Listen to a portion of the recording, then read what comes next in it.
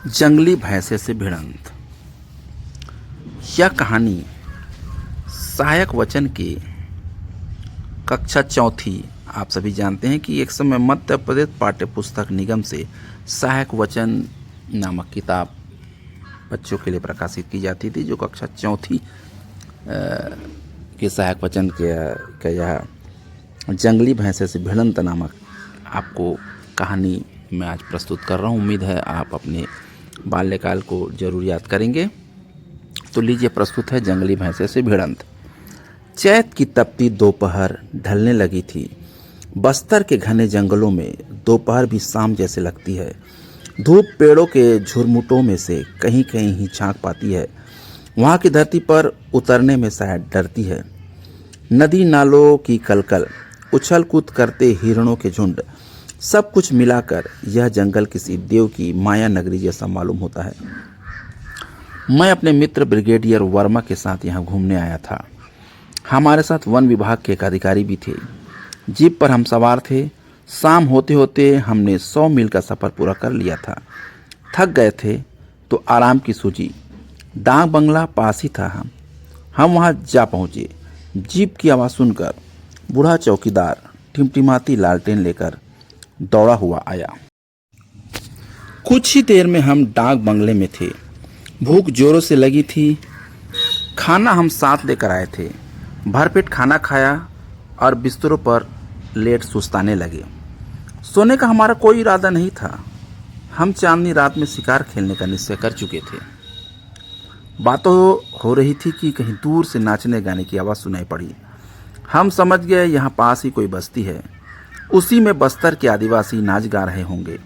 मैंने कहा, क्यों न यह सब देखा जाए। मेरी बात सुनकर बूढ़ा चौकीदार बोला, नहीं साहब, जान का खतरा है। रास्ता उबड़ खाबड़ है। दिन छिपने से पहले वहाँ पहुँच जाते तो ठीक रहता।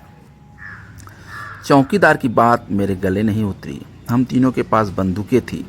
मैं थोड़ा बहुत अनाड़ी था, किंतु वन विभाग के अधिकारी और ब्रिगेडियर साहब माने हुए शिकारी थे। मैंने उत्साह से कहा, अरे छोड़ो भी, हम सोने थोड़ी ही आए हैं। चैत का महीना है।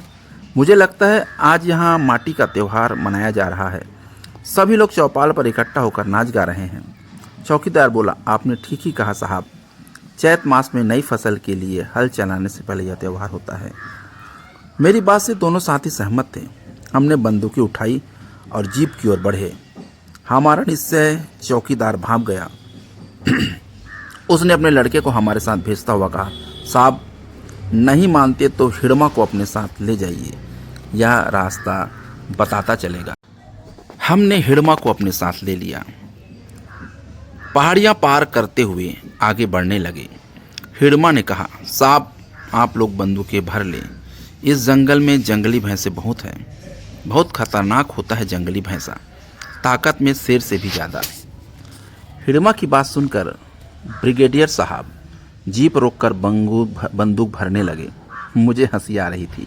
मैं सोच रहा था, भैंसे तो लाठियों से भगाए जाते हैं। मुझे मुस्कुराता देखकर ब्रिगेडियर साहब बोले, क्या सोच रहे हो, बस्तर के जंगली भैंसे बड़े खतरनाक होते हैं। हिड़मा ठीक ही कह रहा है। मेरी भी सिट्टी पिट्टी गुम होने लगी। मैंने बंदूक भरी और संभल कर बैठ गया। चलते चलते काफ़ी देर हो गई। गांव का भी कोई भी नाम निशान नज़र नहीं आ रहा था। हम ऊंचाई से ढालू रास्ते की ओर जा रहे थे।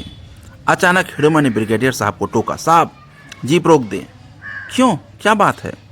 हमने पूछा, साहब उधर देखिए, वह रास्ते के किनारे की झाड़ी के पास ही जंगली भैंसा खड़ा है। वह फुसफुसाया। जंगली भैंसे का नाम सुनकर मुझे फुरफुरी आ गई, मगर मैं तन कर बोला, ठीक है, हम 3 हैं, वह अकेला क्या कर लेगा हमारा। ब्रिगेडियर साहब कुछ नहीं बोले। वन विभाग के अधिकारी भी स्थिति का जायजा लेने लगे। फिर जीप कुछ और आगे बढ़ी। ब्रिगेडियर साहब ने जीप की हेडलाइट भैंसे के ऊपर फेंकी। रोशनी में मैंने देखा तो चौंक उठा। दानव जैसा काला शरीर, चमकती हुई आंखें, कटार जैसे 2 पैने सींग। हमें देखकर वह अगले पैरों से जमीन खोदने लगा। इससे साफ था कि वह लड़ने को तैयार है। ब्रिगेडियर साहब बोले, मैं जीप आगे नहीं बढ़ाऊंगा। जीप का इंजन स्टार्ट रहेगा। आप दोनों नीचे उतरे और जीप के अगल बगल होकर भैंसों को निशाना बनाएं।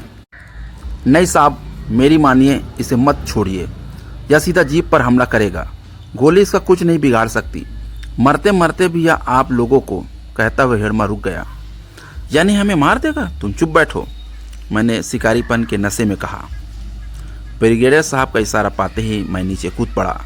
नीचे उतरकर हेडलाइट की रोशनी में मैंने भैंसे की गर्दन को निशाना बनाया और धड़कते दिल से बंदूक का घोड़ा दबा दिया। दनादन 2 गोलियां चलाई। मैं कूदकर फिर जीप में बैठ गया। तभी ब्रिगेडियर साहब चिल्लाए, सावधान, निशाना चूक गया। मुझे काटो तो खून नहीं। गोलियों की आवाज़ सुनकर भैंसे ने क्रोध से हमारी ओर देखा। उसके नथुने क्रोध से फुफकार उठे। साहब, जीप पीछे हटाइए, खतरा खतरा, साहब जल्दी कीजिए, कहता हुआ हिड़मा जीप से नीचे कूद पड़ा। मैंने उसे रोका भी, किंतु उससे गजब की फुर्ती थी। भैंसा जीप की हेडलाइट से बच रहा था। शायद उसकी आंखें चौंधिया गई थी। वह तेजी से पलटा और जीप के पीछे आ गया। कुछ गज की दूरी थी। इस बार वन विभाग के अधिकारी ने गोली दाग दी, मारने गया, मगर निशाना फिर चूक गया। भैंसा क्रोध से पागल हो उठा। दूसरी बार गोली ने उसके शरीर को छुआ। खून बह चला, मगर उसने परवाह न की। हम समझ ही रहे थे कि उसने पहले जीप पर एक टक्कर मार दी। टक्कर से जीप आगे भागी। ढलान भी था। हम घबराए। ठीक समय पर ब्रेक नहीं लगता तो जीप या तो किसी पहाड़ी से टकरा जाती या किसी गड्ढे में गिर जाती। ब्रिगेडियर साहब चिल्लाए, जल्दी कूदो। हम जीप से कूद तो गए, मगर हिम्मत जवाब देने लगी थी। भैंसा कुछ दूर रुककर फिर जीप की ओर लपका। मेरे तो होश आवाज गायब हो गए थे। फिर गोली छोड़ी, मगर घबराहट में बेकार गई। भैंसा जीप के बिल्कुल पास था। ब्रिगेडियर साहब गोली चलाने के लिए तैयार थे। तभी हिड़मा चिल्लाया, साहब रुकिए, गोली मत चलाइए, यह आपका पीछा नहीं छोड़ेगा, कहता हुआ हिड़मा भैंसे के आगे आ गया। उसने अपनी कमीज उतारकर हाथों में ले ली। वह उसे हिला हिलाकर भैंसे को चुनौती देने लगा। साथ ही अजीब अजीब बोलियां भी बोलता जा रहा था। यह दृश्य देखकर हम सन्नाटे में आ गए। 14 वर्ष का हिड़मा हमें बचाने के लिए मौत से खेल रहा था। हिड़मा डटा ही रहा। भैंसा कुछ देर तक उसे घूरता रहा, फिर क्रोध में आकर उसकी ओर लपका। हम बच गए। जीप बच गई। आगे आगे हिड़मा और पीछे पीछे भैंसा। सामने एक बड़ा पेड़ था। हिड़मा दम लेने के लिए उसकी ओट में हो गया। भैंसा तो जैसे पागल हो गया था। उसने पेड़ के तने को एक साथ कई टक्कर मारी। इतना बड़ा पेड़ चर्र करके टूट पड़ा। हिड़मा तेजी से आगे बढ़ा। ब्रिगेडियर साहब जीप से नीचे उतर आए। वह हमें दुत्कारते हुए बोले, कमाल कर दिया तुमने, एक बच्चा हमें बचाने के लिए दैत्य से जूझ रहा है और तुम तमाशा देख रहे हो। यह कहकर ब्रिगेडियर साहब भैंसे के पीछे भागे। इस समय हिड़मा पहाड़ी के ऊपर था। भैंसा भी ऊपर नहीं पहुंचा था। ब्रिगेडियर साहब रास्ता काटकर तेजी से आगे बढ़े। फिर एक पेड़ की ओट में होकर गोलियां चला दी। गोलियां भैंसे के मस्तक को भेद गई। खून का फव्वारा फूट पड़ा। इसी बीच ब्रिगेडियर साहब ने 2 गोलियों से भैंसे की गर्दन तोड़ दी। वह वहीं ढेर हो गया। हम भागते भागते पहुंचे। ब्रिगेडियर साहब ने हिड़मा को गले लगा लिया। उसने सिर पर माथा फेरते हुए बोला, शाबाश बेटे, तुम्हारी बहादुरी देखकर हम दंग रह गए। अगर तुम ना होते तो भैंसा हमारा और हमारे जीप का कचूमर निकाल कर ही छोड़ता। हिड़मा को मैं आज भी नहीं भूल पाया हूँ। तो यह थी जंगली भैंसे से भिड़ंत नामक एक कहानी, जो कि बहुत पहले मध्य प्रदेश पाठ्य पुस्तक निगम के सहायक वचन की कक्षा 4 में हम लोगों ने पढ़ी थी। उम्मीद थी यह कहानी आपको अपना बचपने की याद दिलाने के साथ साथ आप अपने बच्चों को भी सुनाएंगे और यह कहानी आप सभी को पसंद आई होगी। फिर एक नई कहानी लेकर आप सभी के समक्ष उपस्थित होऊंगा। तब तक के लिए जय हिंद, जय भारत, जय छत्तीसगढ़।